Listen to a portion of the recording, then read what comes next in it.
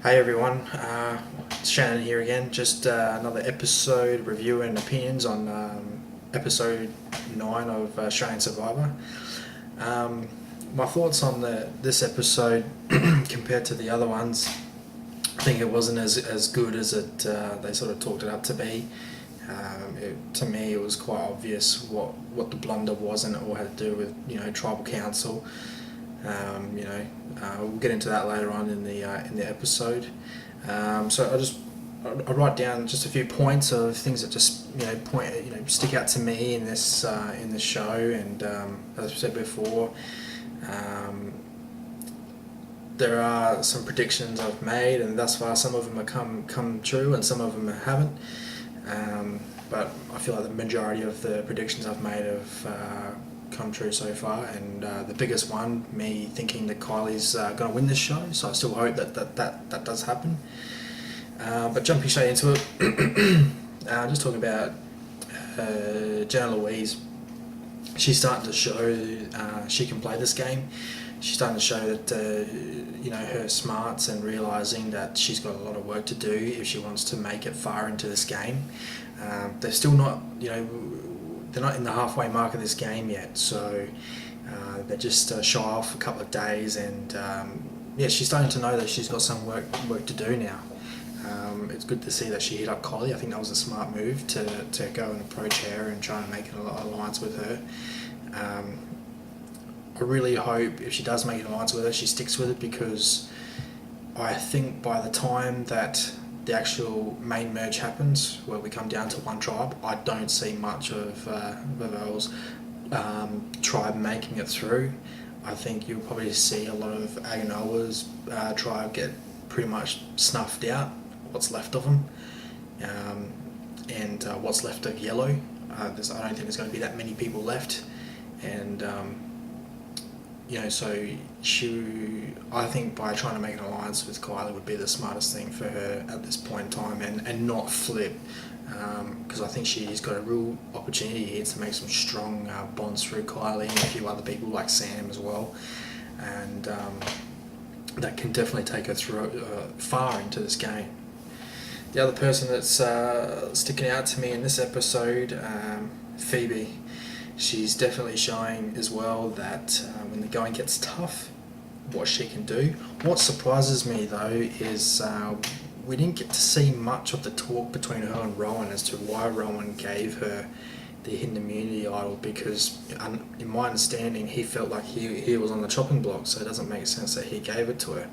You know what I mean? So it sort of sucks when we don't get to see much of what's happening, and we've got to try and sort of assume of what's going on. But I'll get more into the tribal council section a bit later on, but I feel like Phoebe, if she keeps going the way she's going, she might find an opportunity, a crack in the Yellow tribe, and one's going to come up. I do honestly think that's going to happen. Andrew's itching to make some moves, so potentially she might be making a move with him yet. And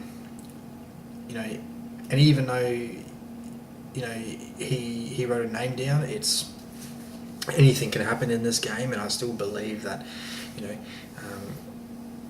Andrew's biggest threat in this game right now is Craig, and I know he's going to be gunning for him at some point. So it just depends on when. I think Andrew too is also playing a smart game. He's trying to pick his right time, of where he really needs to situate himself and where he wants to be, and then make the attack. So we'll see what happens. But at the same time, he's also just following the crowd. He's not doing anything outstanding, and there's a lot of people in this game that I find that are just doing that, just following the crowd and just doing what everyone else wants them to do. Kate is another person that's like that. She's definitely following the crowd.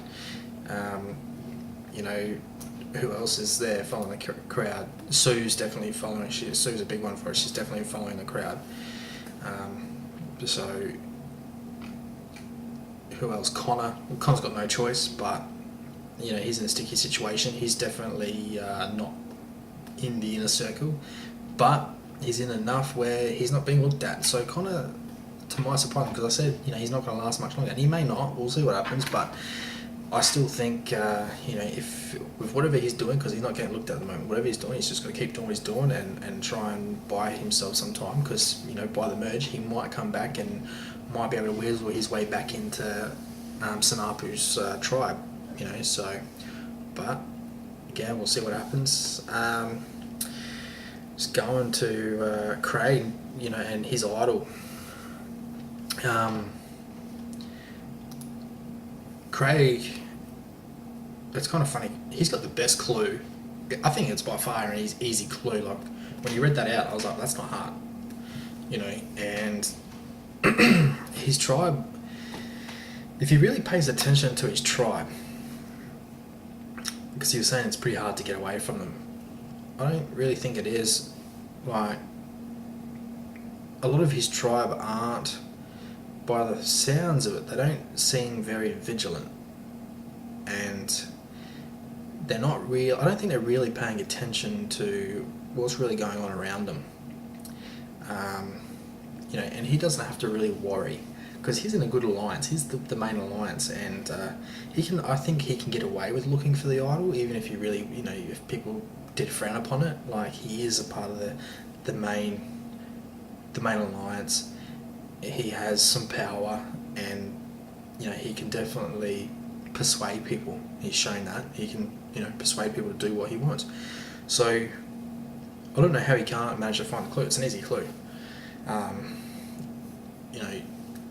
It's kind of funny. It seems to me a lot of people in this game, speaking about hidden immunities, it seems like a lot of people in this game are just waiting for idol clues to pop up, and they're not even just going out looking. I know it makes it pretty hard, but we've seen it in previous seasons, like with Russell Hantz, didn't even wait for a clue and just went out looking and found, and he's good at finding clues. He's a champion at finding clues. Not only just clues, but the hidden immunity idol as well. He's found hidden immunity idols without a clue, and that just goes to show, like, he's not waiting around for anybody. And that's what I find with some of the people in this game. And I've said it before, a lot of people in this game are playing it just, not, I don't think, as full on as they should be. They're quite conservative in what they're doing. A lot of the moves that they're trying to make, I think, are overcalculated to some degree. People don't want to take risks, and that's something you have to do in this game, is take risks. You have to do something that you're not comfortable with doing and make that decision. But moving on, the Yellow Tribes, they really need to start winning. They need to really start winning their challenges. They got close today, and it was good to see, like, that last challenge, with the whole wrestling and shooting hoops and things like that.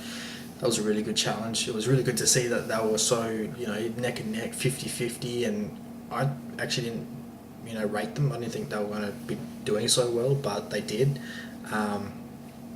So it was good to see. Me personally, if I was playing that game, I'll be up front and honest with you right now, I'm not a ball sports person. Like, I'm sure if I dedicated the time, I could be pretty good at it. I am pretty gifted when it comes to sports, but just from raw talent, ball sports is not my strong point. I definitely wouldn't be shooting. I'd just be passing the ball a lot, but that's me. Moving on to probably the last part of the episode where it really mattered, which was this blunder. As I said, you can definitely see a lot of people have got the same weaknesses as others, acting on emotion. We've seen Nick do it, acted out of emotion, and I think it's going to cost him. Connor's acted out of emotion, and it's definitely costed him. But like Kat, Rowan, these people, if you can't control your emotions in this game, you're not going to get far. They had a good opportunity to get Sue out tonight, even though I think Sue's doing all right. But again, she's not winning material simply because she is following the crowd, and she's just doing what everyone else wants to do. And we've seen a little bit of Sue in the advertisements where she's like, yeah, I'll get whatever I want type of thing. You know, I don't see her doing anything of what she said she's going to do or what we've seen of her saying what she's going to do. So she's definitely following the crowd, and that was an easy vote. You know, if it was, it's kind of strange because the way I look at it, if I was wrong, I definitely would have played the idol on myself anyways. But he really must have honestly really trusted Phoebe, and there must have, as I said, there must have been something that happened that obviously we didn't get to see that it allowed him to go, you know what, I will give her the idol. But in saying that, even Rowan stuffed up. He should have not voted for Kat. He should have voted for Sue. You know, same with Kat. She voted for Rowan. She should have voted for Sue. And the other one, what's her name? I'm lost for it right now. Christy. You know, again, voting for Rowan and not for Sue. You know, they could have stolen this tribal council away from the Yellow Tribe tonight, and the true Yellow Tribe members, they could have really, you know, stolen it away and caused an upset and a, if you will, a blindside to some point. But I think from Christy's point of view, she played a smart game simply because we've seen her start to integrate into the tribe now to some degree. She's still on the outer, but she's doing her best, and I believe if she can keep doing what she's doing, I know she's following, she's just another sheep, but she's following, she might be able to pull out something and get through the merge. Phoebe's definitely got a lot of work now because everyone's after her, but as I said, like, Kat and Rowan, like, they just should have put to rest their, you know, their hatred for one another, and because they got to understand, this is that's all they got is each other. They know that the Yellow Tribe is like glue, sticking to one another, and they're choosing to work against each other rather than with each other, and they're just not thinking on how this game is got to be played. You can see the strategies and the holes in their games, and a lot of the people playing this game have got the same mentality, the same weaknesses. And it's kind of funny because I wish I'm like, oh man, I wish I was on this show, I wish I was playing this game, because I can separate the emotional content and the logical thinking that you really need to have in order to play this game. You know, sure, there's going to be, you know, situations I'm going to be uncomfortable with, but at the end of the day, you've got to be able to separate the two and make a really focused and solid decision on, you know, on your gameplay. And there's a lot of people in this game that can't do it. And I said in my audition video that I can see myself going far into this game. I definitely know if I was playing this game now, I would be still in the game, without a doubt in my mind. So that goes, like, that makes me feel confident with the next season. Hopefully there is one. I've just started my training tonight for next season. I know they haven't mentioned anything about it, but I'm really hoping that I get on next season, because if I do, man, you're going to see another class of Survivor playing the game, and I'm definitely going to raise the standard. I think I'll create a whole new standard for this game that, you know, we haven't seen before. And that's not being, you know, it sounds pretty cocky when I say that, but I'm being honest, I'm being truthful, and